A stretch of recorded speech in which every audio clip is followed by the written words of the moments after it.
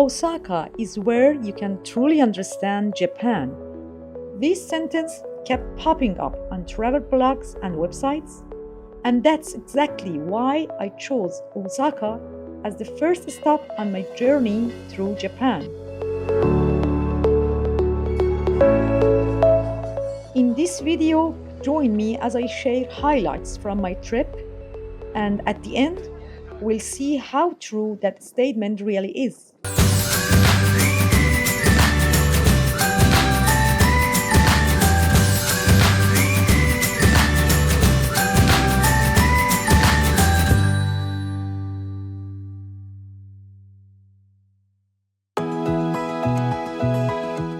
This is Osaka, Japan's third largest city and one of its oldest port towns, dating back to the 5th century.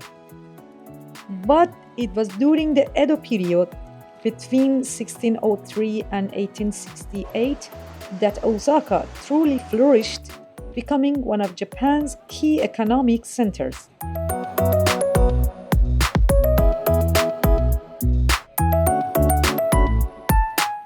During World War II, the city was heavily bombed and suffered great losses. But after the war, it was rebuilt and quickly reclaimed its economic role.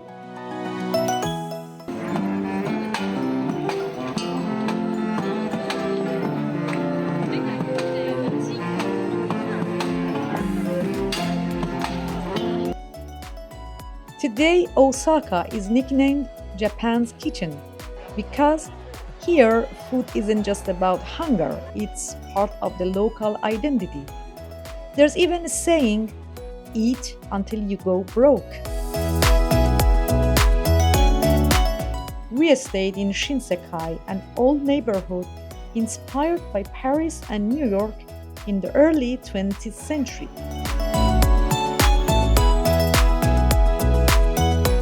With its nostalgic charm, local shops, and street food joints, it stands out as one of the city's most unique streets.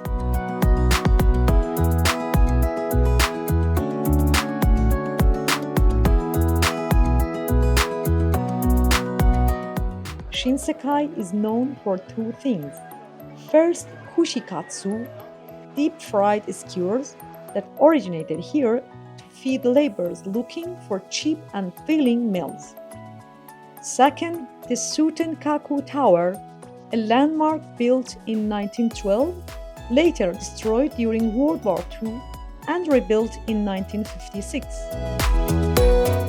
Inspired by the Eiffel Tower, it now stands 103 meters tall, offering sweeping views of Osaka.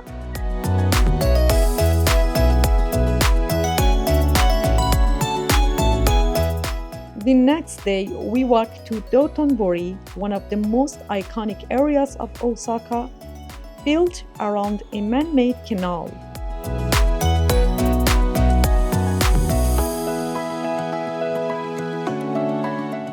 The canal was named after Yasui Doton, a 17th century merchant who dug it to ease cargo transport.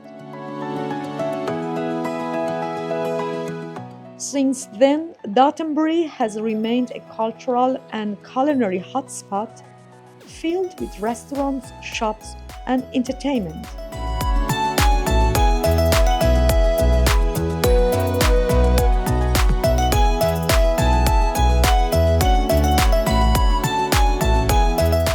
It blends old and new, local food stalls, giant neon signs, and modern attractions. At night, the area comes alive.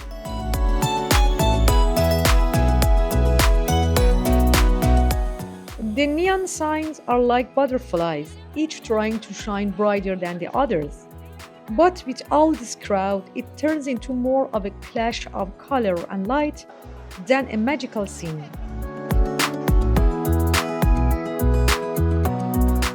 One of its most famous sights is the Glico Running Man, first installed in 1935. A simple advertisement that, through smart branding, became a beloved symbol of the city.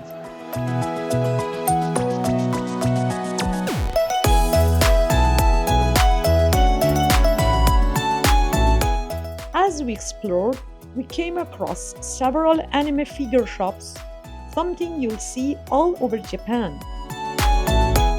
Collecting these figures is a common hobby here, maybe even a way to cope with the everyday stress of modern life, something I notice often in people's behavior.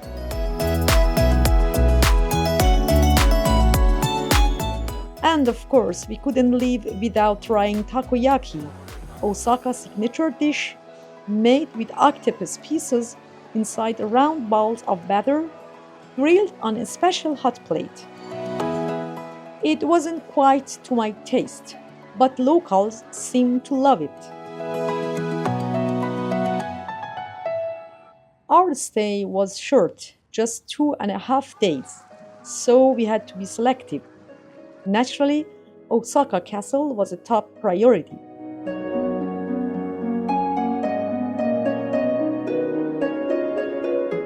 Originally built in 1583 by Toyotomi Hideyoshi, a powerful military leader, the castle symbolized his rule over a unified Japan.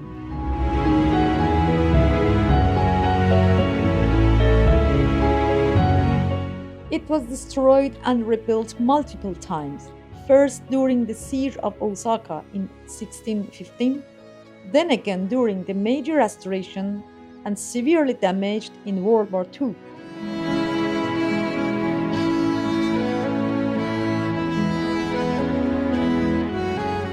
The current main tower, reconstructed in 1931 with concrete and later restored in the 1990s, now serve as a modern museum, preserving the look of the original as closely as possible.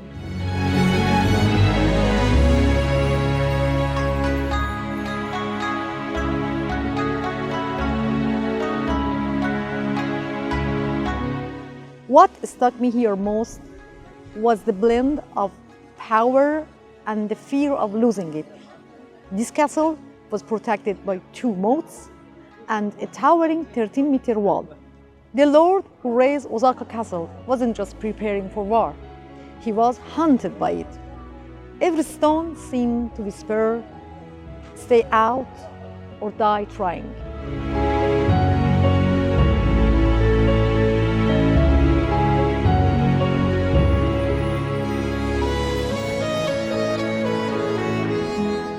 Inside, you'll find armor, maps, and personal items from Hideyoshi's life.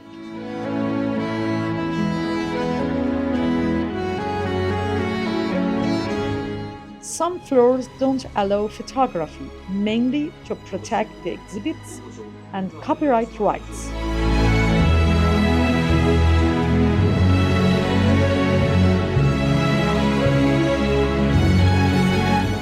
The top floor has an observation deck with a panoramic 360-degree view of Osaka.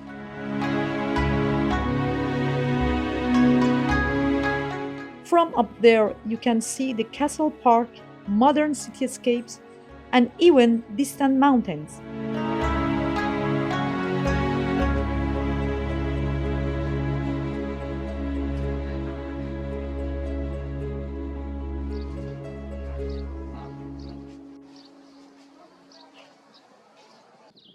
After the castle, we walked along the Dojima River toward one of Osaka's modern icons, the Umeda Sky Building.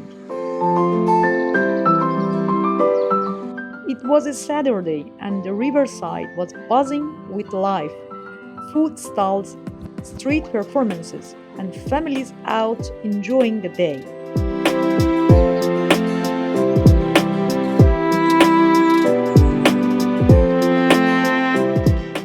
Came across traditional Dangiri Bayashi music, drums, cymbals, colorful outfits. To be honest, I couldn't quite connect with it. It felt overwhelming, and I asked myself, is everything traditional necessarily meaningful? There were other performances too, modern, fun, and actually quite entertaining.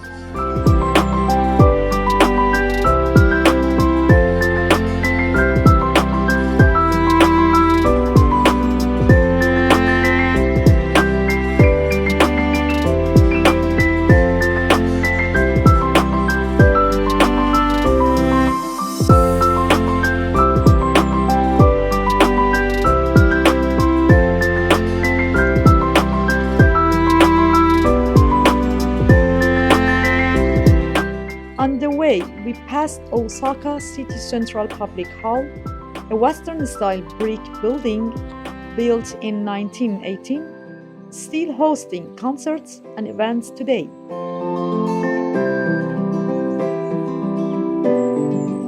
Eventually, we reached Umeda Sky Building with its twin towers joined at the top by a bridge and rooftop observatory. From there, you get a 360-degree view of the city, though unfortunately, we didn't have the chance to experience it ourselves.